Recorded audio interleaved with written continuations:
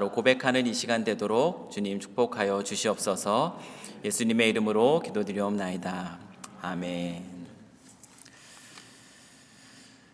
2주 전에 제가 말씀을 나누기 전에 간밤에 잘 주무셨습니까? 라고 여쭤본 적이 있습니다. 제가 지난 2주 동안 성도분들과 이야기를 하면서 간밤에 잠을 못 주무시는 분들이 참 많다는 사실을 알고 너무나 놀랐습니다. 그 뒤로 제 기도 제목, 여러분들을 위한 기도 제목에 한 가지 더 늘었습니다. 그것이 바로 무엇이냐면 우리 삼성교회 성도분들 간밤에 잠 잘 주무셨으면 좋겠습니다 하는 것이 제가 또 드리는 또 한 가지의 기도 제목입니다.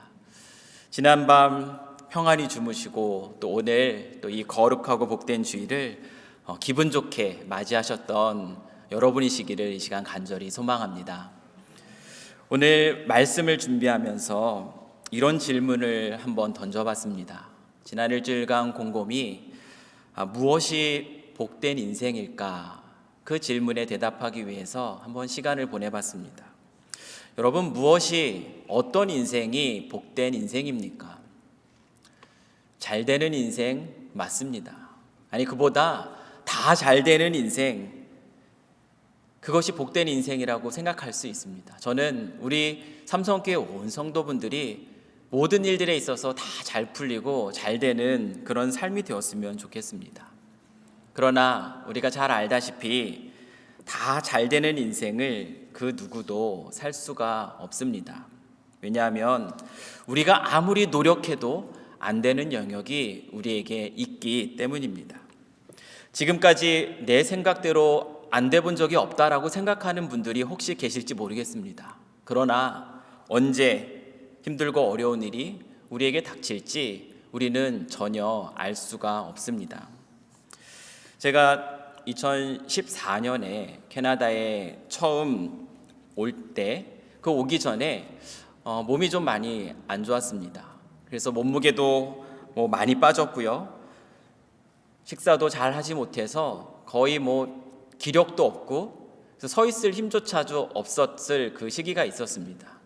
그래서 간신히 비행기에 실려서 캐나다에 도착했습니다. 그런데 감사한 것은 캐나다에서 한 달을 지내면서 몸이 많이 회복이 되었어요. 몸이 많이 회복이 되어서 공부도 할 수 있었고 우리 삼성교회 만나서 또 사역도 할 수 있었습니다. 그 뒤로 딱히 아픈 적이 없었어요. 너무 감사한 가운데 사역하고 공부하고 지내던 나날들이었습니다. 그런데 여기에 오기 전에 지난 4월에 또 갑자기 또 몸이 안 좋아지기 시작했습니다. 식욕도 떨어지고 그러다 보니 기력도 떨어지고 다시 몸무게도 쭉쭉 빠지기 시작했습니다. 몇 달을 침상에 누워서 시간을 보냈습니다. 스페셜리스트도 만나지 못하고 왜 아픈지 진단받지 못하는 그런 상황에 놓이게 될 줄, 몇 달 동안 그런 답답함에 놓이게 될 줄 누가 알았겠습니까? 우리의 삶 속에 우리는 다 잘 될 수 있을 거라고 생각하지만 때로는 이렇게 우리가 생각하지 못하고 우리가 기대하지 않았던 일들이 우리 삶 속에 나타날 때가 있습니다. 감사한 것 한 가지가 무엇이냐면 그렇게 몸무게가 빠져서 그런지 지금 양복이 잘 맞습니다. 양복을 여러 벌 건졌습니다. 모든 일에 있어서 다 잘 되면 좋지만 아마 여러분들도 다 경험하고 계시듯이 안 되는 일들이 우리에게 닥치곤 합니다. 그러면 복된 인생은 무엇인가? 고린도전서 15장 10절 말씀을 보면요, 사도 바울은 이렇게 말해요. 내가 나된 것은 하나님의 은혜로다. 지금 내가 이렇게 서 있는 것, 그 모든 것이 다 하나님의 은혜입니다. 오늘도 나는 은혜로 삽니다. 하나님의 그 은혜가 없었으면 나는 아무것도 아닙니다라고 고백할 수 있는 인생. 저는 그 인생이 가장 복된 인생이라고 생각합니다. 왜냐하면 나는 은혜로 삽니다라고 고백하는 인생 속에는 무엇이 있냐면 감사가 있기 때문에 그래요. 나는 은혜로 삽니다라고 고백하는 인생 속에는 기대가 있습니다. 그리고 그 인생 속에는 평안이 있습니다. 참으로 복된 인생은 무엇일까? 나는 은혜로 삽니다라고 고백하는 인생이라 생각을 합니다. 그것이 가능한 이유가 무엇일까요? 나는 은혜로 삽니다라고 고백하는 것이 참으로 복된 인생인 이유 중에 한 가지는 이것입니다. 내 힘과 내 노력으로 안 되는 부분이 있다는 것을 인정하는 고백이 나는 은혜로 삽니다라는 고백이기 때문이에요. 이것을 인정하지 못하면 우리의 인생이 얼마나 힘든 줄 모릅니다. 내 성품으로, 내 힘으로, 내 지위로, 내 지식으로, 내 돈으로, 내 인맥으로, 심지어 내 신앙으로 열심히 노력하면 내게 닥친 삶의 모든 문제들이 생각처럼 잘 되는가? 그렇지 않다는 거죠. 직장과 사업의 문제가 잘 해결이 됩니까? 그렇지 않습니다. 가정의 문제 해결이 됩니까? 건강의 문제 해결이 됩니까? 아니라는 것이에요. 생각처럼 안 되기 때문에 내가 혼자 또 애쓰고 또 노력한 만큼 또 힘들고 또 지치고 또 낙심하게 됩니다. 제가 열심히 살 필요가 없다라고 말씀드리는 것이 아닙니다. 예수님도 이 땅에 계실 때 이 마을 저 마을 다니시면서 부지런히 사역을 하셨습니다. 우리는 성실하게 최선을 다하는 그러한 삶을 살아야 합니다. 그러나 내 힘과 내 노력으로 안 되는 부분이 있다는 것을 인정할 수 있을 때, 다시 말하면 내가 붙들고 있는 것들에 대한 내려놓음이 시작될 때야 비로소 우리는 하나님의 은혜가 그 자리를 채우게 되는 그것을 우리가 경험할 수가 있습니다. 이것은 삶의 문제에서뿐만 아니라 우리의 신앙의 문제에 있어서도 동일합니다. 우리의 신앙도요, 우리의 열심과 우리의 노력만으로 자라지 않습니다. 이것은 또 헌신하지 말라는 말이 아닙니다. 사도 바울도 성도들을 위하여 관제와 같이 자신을 부었다고 얘기합니다. 관제라는 것은 제사를 지낼 때에 제물 위에 붓는 포도주를 이야기합니다. 제물이 탈 때에 사라지는 그 관제처럼 사도 바울이 한평생 성도들을 위해서 자기의 목숨을 다하여서 열심히 사역했음을 그 표현은 담고 있습니다. 하나님의 일에 우리는 헌신해야 됩니다. 그러나 하나님의 은혜 안에서 열심을 다하여야 합니다. 하나님의 은혜 없이 열심을 다하는 신앙은 금방 꺾입니다. 믿음의 뿌리가 약한 신앙입니다. 섭섭해서 꺾입니다. 실망해서 꺾입니다. 사람에게 섭섭해서, 사람에게 실망해서 꺾입니다. 게다가 하나님께 섭섭하고 하나님께 실망해서 꺾입니다. 이렇게 섭섭하고 실망한데 믿음 생활을 한다는 게 과연 무슨 의미일까?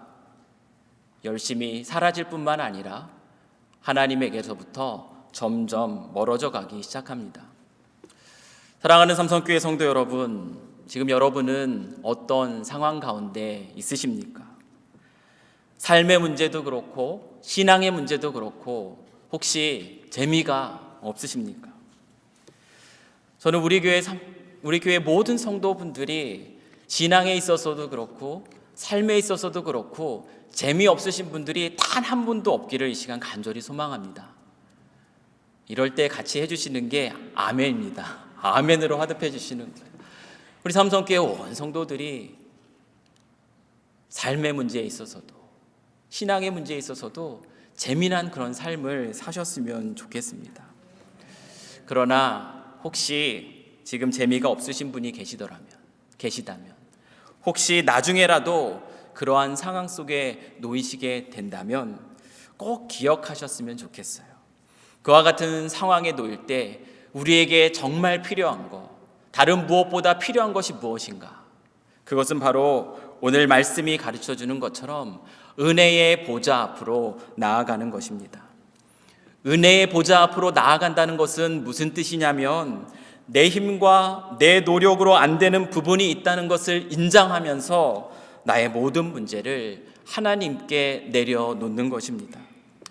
오직 하나님의 은혜만이 그 자리를 채울 수 있습니다 고백하며 하나님께 나아가는 것, 그것이 바로 은혜의 보좌 앞에 나아가는 것이에요. 우리가 삶의 문제에 있든지 신앙의 문제에 있든지 그렇게 하지 못할 때 우리에게 쉽게 찾아오는 것, 그것이 무엇인지 아마 저와 여러분은 너무나 잘 알 것입니다. 삶의 문제에 있어서, 신앙의 문제에 있어서 은혜의 보좌 앞에 나아가지 못할 때 우리에게 쉽게 찾아오는 것, 그것은 바로 하나님과의 관계가 멀어지는 것입니다. 우리의 믿음이 떨어지는 것이고요. 그것은 사단이 너무나 즐거워하고 기뻐하는 일입니다. 오늘 본문의 히브리서의 수신자들, 그들이 그랬습니다. 그들이 예수 그리스도를 믿었습니다. 그러나 그리스도인들에 대한 로마의 핍박, 그래서 신앙과 삶에 여러 가지 어렵고 힘든 불편한 상황들이 그들에게 닥치자 그들이 어찌할 수 없는 그 문제들 앞에서 그들은 신앙을 놓치기 시작했습니다. 그래서 그들의 신앙을 권면하기 위해서 쓰여진 편지가 바로 히브리서입니다. 오늘 14절 말씀에서도 히브리서 저자가 이렇게 권면합니다. 뭐라고 권면을 합니까? 우리가 믿는 도리를 굳게 잡을지어다. 예수 그리스도의 얘기를 하면서 우리가 믿는 도리를 굳게 잡으라고 이야기합니다. 이 땅에 오셨던 예수 그리스도는 십자가에서 죽어서 실패한 인간이 아닙니다. 대제사장으로서 하나님과 사람을 화목케 하는 자로서 죄 많은 우리 대신 십자가에 죽어 하나님과 우리의 관계를 회복시키신 분, 그리고 승천하신 분, 다시 말하면 실패한 분이 아니라 진짜 유일하신 참 하나님이신, 그것을 히브리 저자가 다시 한번 이야기하면서 결코 그 믿음을 놓치지 말아라. 우리의 신앙과 삶의 여러 가지 문제들 가운데 결코 그 믿음을 놓치지 말라고 오늘 말씀 속에서 권면을 해주고 있습니다. 우리가 마주한 여러 가지 답답한 삶의 상황들 속에서 우리의 믿음을 지킬 수 있는 방법이 무엇이겠습니까? 삶의 재미를 잃지 않는 방법. 잠깐 근심할 수는 있지만 가장 좋은 길로 인도하실 그 하나님을 기대하며 그 하나님 앞에서 소망 가운데 인내할 수 있는 법. 이만큼 저희가 이렇게 살아가는 것도 하나님의 은혜입니다, 감사입니다 고백하면서 힘을 낼 수 있는 방법, 그것은 바로 우리의 믿음이 대상이 되신 진실로 살아계신 그 하나님이 앉아 계신 그 은혜의 보좌 앞에 담대히 나아가는 것입니다. 은혜의 보좌 앞에 나아가는 이유가 무엇인지 히브리서 저자는 우리에게 가르쳐주고 있어요. 우리 16절 말씀인데요, 같이 한번 읽어보시겠습니다. 시작. 그러므로 우리는 긍휼하심을 받고 때를 따라 돕는 은혜를 얻기 위하여 은혜의 보좌 앞에 담대히 나아갈 것이니라. 우리가 은혜의 보좌 앞으로 나아가야 하는 이유는 이 말씀이 우리에게 가르쳐주고 있는 것처럼 우리가 그 앞에서 긍휼하심을 받고 때를 따라 돕는 은혜를 누리게 되기 때문입니다. 긍휼하심을 받는다는 것은 단순한 동정을 의미하는 것이 아닙니다. 긍휼하심을 받는다는 것은 하나님이 나를 깊이 이해해 주시고 받아주시는 것을 의미합니다. 누군가 나를 깊이 이해해 주고 나를 받아줄 때, 즉 내 삶에 내 편이 있을 때 우리는 마음이 편해지고 위로를 받고 힘을 낼 수가 있습니다. 사랑하는 성도 여러분, 여러분 주변에는 여러분을 깊이 이해해주고 받아주는 사람들이 얼마나 많이 있으십니까? 지난주에 그 어떤 분과 이야기를 하다가 이런 이야기를 들었습니다. 이민생활이 이런 것 같다고 얘기하세요. 이민생활이 어떠다고 말씀하시냐니까 이렇게 말씀하시더라고요. 사람이 없어서 외로운 게 아니라 사람이 많아서 외로운 것 같아요. 그 말씀을 듣는데 마음이 너무 아프더라고요. 우리가 서로를 얼마나 이해하지 못하고 살아가는가, 그것을 보여주는 것 같아서 너무나 마음이 아팠습니다. 교회 바깥에서만의 문제이겠습니까? 교회 안에서도 마찬가지일 때가 얼마나 많은지 모릅니다. 우리가 얼마나 부족한 존재인지 이해하기보다는 판단하기가 너무 빠릅니다. 겉으로 드러나는 그 모습만 보고 너무 쉽게 판단합니다. 속사정을 잘 알지 못하는 가운데, 아니 더 알려는 노력도 하지 않는 가운데 그 사람에 대해서 들어주지 못하고 기다려주지 못하고 배려하지 못하는 모습, 그것이 혹시 우리의 모습, 나의 모습은 아니겠습니까? 서로를 잘 알지 못하기 때문에, 그래서 서로를 이해하지 못하고 상처를 쉽게 주고 또 상처를 쉽게 받습니다.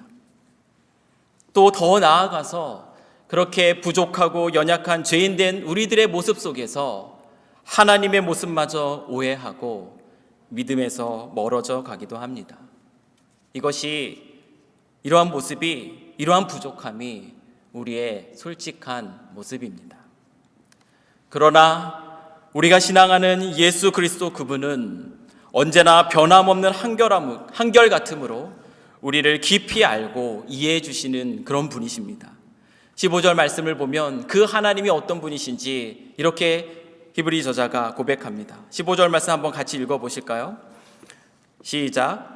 우리에게 있는 대제사장은 우리의 연약함을 동정하지 못하실 리가 아니요 모든 일에 우리와 똑같이 시험을 받으신 이로되 죄는 없으시니라. 부족한 인간은 서로를 온전히 이해할 수 없지만, 그래서 속상할 때가 있지만 우리 주님은 우리의 모든 사정을 다 아시기에 우리를 깊이 이해해 주시는 분이십니다. 하나님이신 그분이 우리를 찾아 친히 이 땅에 인간의 모습으로 오셨고 인간의 삶을 사셨기 때문에, 우리 모든 일에 있어서 우리와 같이 똑같은 시험을 받으셨기 때문에 오늘 말씀이 분명하게 얘기하고 있듯이 우리 주님은 우리의 모든 연약함을 다 알고 계십니다. 성경은 그렇게 우리 주님에 대해서 이야기합니다. 그래서 우리가 지금 어떤 상황에 처해 있는지, 그것들 때문에 어떤 마음의 아픔이 있는지, 그런 것 때문에 어떤 간절함을 가지고 있는지, 어떤 절망과 낙심 속에 있는지, 어떤 염려와 두려움에 있는지, 어떤 불평과 원망에 있는지, 우리 주님은 그 모든 것들을 너무나 잘 아는 분입니다. 그분은 우리의 어리석음을 다 이해해 주시고 우리 있는 모습 그대로를 받아주시는 분이세요. 그래서 우리가 그분 앞에 나아갈 때 비로소 우리는 긍휼히 여기심을 받고 그분 안에서 마음의 쉼을 얻을 수 있습니다. 그리고 그분 앞에 나아갈 때 우리는 때를 따라 돕는 그 은혜를 경험합니다. 여러분, 때를 따라 돕는 은혜가 무엇입니까? 지난 주일의 말씀에서 같이 나눴던 것처럼 우리의 인생의 걸음 속에서 만나게 되는 많은 샘들과 이른비, 그래서 우리에게 회복을 주는 그와 같은 모든 만남과 사건들, 그런 것들 맞습니다. 하나님이 허락해 주시는 때를 따라 돕는 은혜입니다. 그런데 꼭 그와 같은 것들만 때를 따라 돕는 은혜인 것은 아닙니다. 때를 따라 돕는다는 표현이 우리에게 가르쳐 주는 것은 무엇이냐면, 우리를 도우시는 하나님의 타이밍은 언제나 최선이라는 것, 그것을 이 말씀 속에서 우리는 이해할 수 있어야 됩니다. 때를 따라 도우시는 하나님의 은혜, 우리의 인생의 걸음마다 만나게 되는 많은 샘들과 이른비, 그것뿐만이 아니라 나를 도우시는 하나님의 완벽한 타이밍, 최선의 타이밍, 그와 같은 것을 우리에게 허락하시는 것, 그것마저도 때를 따라 돕는 은혜일 수 있습니다. 때로는 그것이 우리가 원치 않는 답답한 상황일 수 있습니다. 때로는 그것이 우리가 기대하지 않았던 그런 막히는 상황들일 수도 있습니다. 2012년에 제가 오랫동안 섬기던 교회를 사임을 했습니다. 선교지를 마음에 품고 선교에 대해서 더 공부하고 싶은 마음속에 유학을 가기로 선택을 했습니다. 많은 분들이 새로운 저의 선택을 또 격려해 주셨습니다. 그리고 많은 분들이 걱정을 해 주셨습니다. 유학 가기에는 그 늦은 나이에 애들 셋 데리고 가서 무슨 고생을 하려고 떠나느냐, 한국에도 도울 일이 많고 할 일이 많다라고 말씀하시면서 많이 걱정을 해 주셨어요. 그래도 제 마음속에 더 많은 도움이 필요로 하는 곳에 가서 쓰임받으면 좋겠다, 그래서 공부하면 좋겠다 하는 그 마음을 갖고 그 길을 선택했습니다. 모든 것이 다 준비되었습니다. 선교에 대해서, 전도에 대해서 잘 가르치는 그 미국의 신학교에 어플라이해서 또 어드미션도 받았습니다. 그런데 문제는 무엇이었냐면 비자가 나오지 않는 것입니다. 4번이나 거절을 당했습니다. 저는 미국에 가면 블랙리스트입니다. 지금 건너갈 수도 없습니다. 4번이나 거절당하는 1년 반이라는 시간, 그 사이에 그렇게 흘렀습니다. 그 시간들이 얼마나 답답했는지 모릅니다. 거절 횟수가 늘어갈수록 제가 한 것이 무엇인지 아십니까? 제 마음의 동기를 철저하게 살피는 것이에요. 하나님이 왜 이 길을 막으실까? 하나님, 제 마음속에 또 다른 헛된 욕심이 있습니까? 하나님, 내 마음속에 순수하지 않은 동기로 유학의 길을 선택하려고 했던 그런 것들이 내 안에 있습니까? 1년 반이라는 시간 동안 철저하게 제 마음의 동기를 살피면서 철저하게 무릎 꿇고 하나님께 아뢰었습니다. 그리고 그 고백을 드렸어요. 하나님, 아무리 살펴봐도요, 제가 드릴 수 있는 고백은 하나님, 저는 그저 더 도움이 필요한 분들을 섬기고자 하는 그 마음뿐입니다. 그 고백밖에 드릴 수가 없었습니다. 그런데 하나님은 그럼에도 불구하고 제가 원하는 그 길을 철저하게 막으셨습니다. 하나님, 저를 캐나다 비행기에 실어 보내셨습니다. 그때 그 순간 그와 같은 일들이 우리 삶 속에 이루어질 때, 막히고 답답한 상황들이 우리 가운데 계속 펼쳐질 때, 그때 그것이 하나님의 은혜였다라고 고백하는 것은 너무나 어려운 일입니다. 그러나 시간이 지나고 나면 그때 그 길을 막으신 것이 철저하게 실패한 것처럼 보였던 그 일이 바로 때를 따라 돕는 하나님의 은혜였음을 알게 하십니다. 그와 같은 일들이 우리에게 얼마나 놀랍게 펼쳐지는지 모릅니다. 때를 따라 돕는 은혜, 그것은 우리를 도우시는 하나님의 타이밍이 언제나 최선입니다라는 그 고백을 여기에 담고 있어요. 지금 이 순간 나에게 당장 위로가 되고 힘이 되는 그런 일들을 펼쳐주시는 것, 그것만이 때를 따라 돕는 하나님의 손길이 아니라 지금 막으시는 거, 지금 나로 하여금 기다리게 하시는 거, 지금 나로 하여금 좌절과 실패감을 느끼게 하신 그 모든 것들이 어쩌면 시간이 지나고 나면 이것이 하나님께서 나를 도우시는 하나님의 때를 따라 돕는 그 은혜였구나, 그 고백을 우리 가운데 허락해 주시는 줄 믿습니다. 하나님이 저를 캐나다 비행기에 실어 보내셨기 때문에 제가 지금 여러분 앞에 서 있습니다. 아멘이십니까? 때를 따라 돕는 하나님의 은혜입니다. 철저히 실패한 것 같은 그 순간이 지나고 나니 하나님의 놀라운 은혜였구나, 때를 따라 도우시는 하나님의 최선의 방법이셨구나.